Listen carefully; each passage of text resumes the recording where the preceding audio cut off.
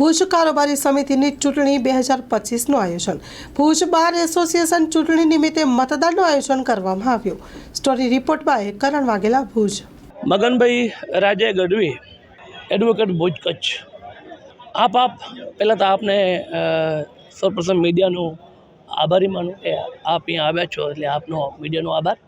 આપ જોઈ શકો છો બહોળી સંખ્યામાં ભુજ મધ્યે આજરોજ વકીલોએ લોકશાહીનું પર્વ છે। ચૂંટણી એક લોકશાહીનું પર્વ છે અને લોકશાહીનું પર્વની ધામધૂમથી ઉજવણી કરવી જ જોઈએ અને બહોળી સંખ્યામાં વકીલશ્રીઓની હાજરી છે અને સાંજે રિઝલ્ટ છે એ આપની સામે આવી જશે।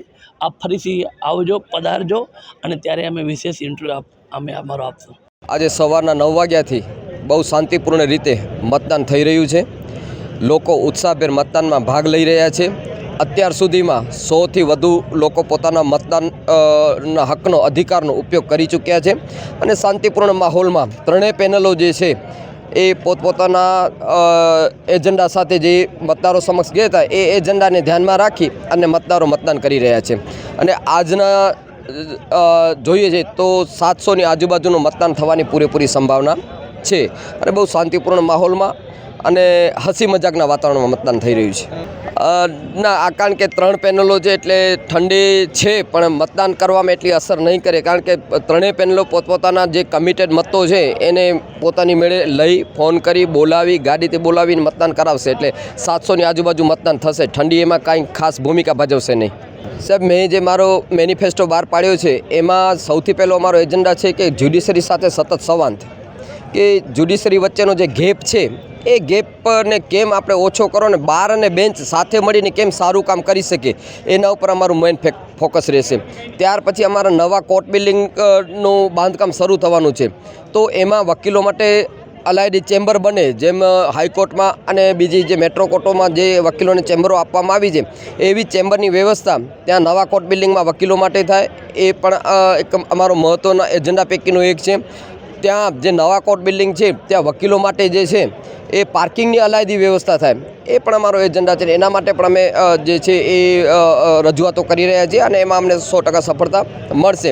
એના સિવાય જે જુનિયર વકીલ મિત્રો માટે, કારણ કે કાયદાઓ સતત બદલી રહ્યા છે, નવા કાયદાઓ આવી રહ્યા છે, સ્પેશિયલ કાયદાઓ આવી રહ્યા છે, તો એ કાયદાકીય નોલેજ વકીલ સાહેબોને મળી રહે, જુનિયર વકીલો એનાથી માહિતગાર થાય, એના માટે લીગલ સેમિનારો કરવાનો પણ અમારો ઈરાદો છે। એના માટે અમારા સાથે બાર કાઉન્સિલના અમારા પૂર્વ કોપ મેમ્બર મગનભાઈ ગઢવીએ પણ અમને કીધું છે કે લીગલ સેમિનારો કરવા હશે તો દરેકે દરેક લીગલ સેમિનાર માટે જે કાંઈ કરવું પડશે હું વ્યવસ્થા કરી આપીશ। તો અમને એ આશ્વાસન છે કે ભાઈ અમારે એક જુનિયર વકીલ મિત્રો માટે કરવાનું છે, તો અમારો એ લીગલ સેમિનારો કરવાનો પણ અમારો ઈરાદો છે।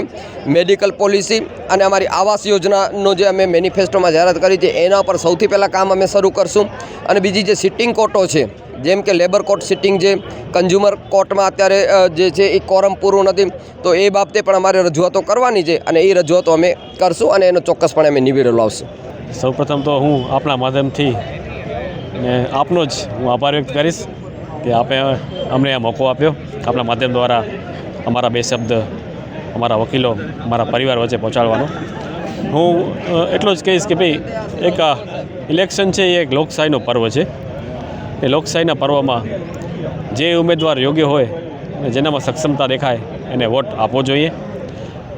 આ એક વકીલ અમારી આલમ કે અમારો પરિવાર એક બુદ્ધિજીવી વર્ગ છે અને બુદ્ધિજીવી વર્ગમાં કોઈને લોભ લાલચ આપી શકાય નહીં કે કંઈ પણ શકાય નહીં, એટલે જે પણ વ્યક્તિઓ છે એ એના બુદ્ધિ અને અનુભવ આધારે વોટિંગ કરે અને અમારા પરિવારને મજબૂત બનાવવા માટે એક મજબૂત પેનલ છે એની ઇલેક્ટ કરીને લઈ આવે એવું હું આપના માધ્યમથી કહેવા માંગીશ। ઇલેક્શન જ્યારે પણ આવે છે ત્યારે મતદારોમાં ખૂબ જ ઉત્સાહ હોય છે। એનું એક કારણ છે કે એ ત્યારે એક સમૂહ મેળાવો જેવો થાય છે। આપણે જેમ નૂતન વર્ષાભિનંદન હોય, નવા વર્ષને આપણે ભેગા થતા હોય સમાજમાં, એવી રીતે અમારું જ્યારે ઇલેક્શન હોય છે ત્યારે દરેક વકીલો છે અમારામાં મોટાભાગના નોન પ્રેક્ટિસ ઘણા છે, તો એમને પણ એ દિવસે મળવાનો મોકો થાય છે અને એનાથી એક જાતની આત્મીયતા પણ વધે છે। અને આજે આપ જોઈ શકો છો કે બહોળી સંખ્યામાં વકીલો સવારથી 8 વાગ્યાથી એકઠા થયેલા છે। અમારી જે આ ચૂંટણીની કામગીરી હતી એના માટે હું અત્યારે પ્રમુખ તરીકે છું, એટલે ખાસ કરીને ચૂંટણી અધિકારી અમારા જીતેન્દ્ર ઝવેરી કે જે મારા ગુરુ છે એનો આભાર માનીશ. એમની સાથે મલ્હારભાઈ, હિતેશભાઈ, જેમણે આખી તમે જોઈ રહ્યા છો કે સામે આવડો મોટો દિવસ રાત એ લોકો મહેનત કરી અને એને આખું જે આ પ્રક્રિયા છે એને પાર પાડેલી છે. એના સિવાય તો અમારા જે આ મતદાતાઓ ને અમે વકીલો એમનો પણ હું આભાર વ્યક્ત કરીશ, અમારા પરિવારજનોનો, કે એમણે પણ આ એક જે યજ્ઞ છે ઇલેક્શનનો એનામાં એમને સેવા આપી રહ્યા છે. હવે હું અનિલભાઈ જોશી અને પ્રમુખ પદનો ઉમેદવાર છું.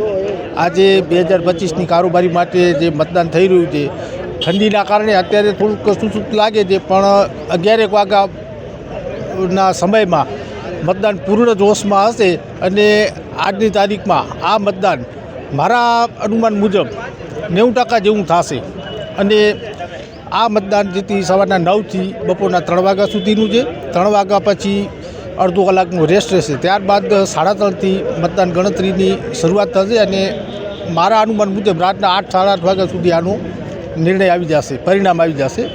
અને અમારા આ બાર એસોસિએશનની ચૂંટણીમાં જેટલા ઉમેદવારો ઊભા છે, અત્યારે એમના મતદારોને આકર્ષવા માટે વિવિધ પ્રકારની તરકીબો અજમાવે છે. અને આ જે મતદાન પૂર્ણ થઈ જશે ત્યારબાદ અમારા બાર એસોસિએશનના જેટલા ઉમેદવારો અને બધા ટેકેદારો છે એ બધા સૌ સાથે હળી મળી અને ભવિષ્યમાં અમારો ભૂતબાર ઊંચાઈ ઉપર પહોંચે અને એની ગરિમા અને અમારા વકીલોનું સન્માન જળવાય એના માટેના અમે બધા સાથે રહી અને સહિયારા પ્રયાસો કરીશું.